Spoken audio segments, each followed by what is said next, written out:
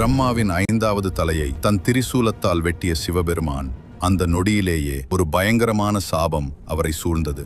அந்த துண்டிக்கப்பட்ட சிரசு கபாலமாக மாறி அவரது கையோடு ஒட்டிக்கொண்டது. எவ்வளவு முயன்றாலும் அது நீங்கவில்லை. பிரம்மஹத்தி தோஷம் அவரை நிழல் போல துரத்தியது. சிவபெருமான் பிச்சாடனராக உலகம் முழுவதும் அலைந்தார். ஆனா அந்த கபாலம் பசியோடு இருந்த பேய் மாதிரி எப்போதும் அவரை விடவில்லை. தன் கணவரின் இந்த அகோர நிலையைக் கண்டு மனம் வருந்திய பார்வதி தேவி ஒரு முடிவுக்கு வந்தார். மகாவிஷ்ணுவின் அறிவுரைப்படி அவர் சிவபெருமானை இருள் சூழ்ந்த மயானத்திற்கு அழைத்துச் சென்றார். அங்கு பார்வதி தேவி தனது கையால் சூடான அன்னத்தை சமைத்தார்.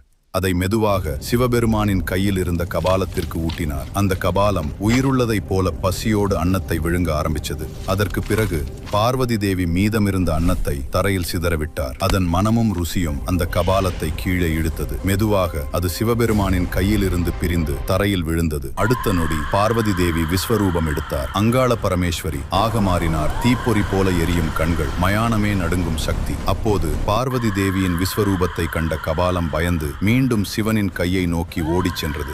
தன் கணவரின் இந்த அகோர நிலைக்கு காரணமாக இருந்த கபாலத்தை ஓடி வந்து தன் காலால் மிதித்தாள். தரையோடு நசுக்கினாள். அந்த நொடியிலேயே சாபம் முடிந்தது. சிவபெருமான் பிரம்மஹத்தி தோஷத்திலிருந்து விடுபட்டார். இன்றும் அந்த இடம் மேல்மலையனூர். அங்கு இருக்கும் அங்காள பரமேஸ்வரி இன்னும் பக்தர்களை காக்கிறாள். இது கதையில்ல, மயானத்தில் நடந்த தெய்வீக அதிசயம்.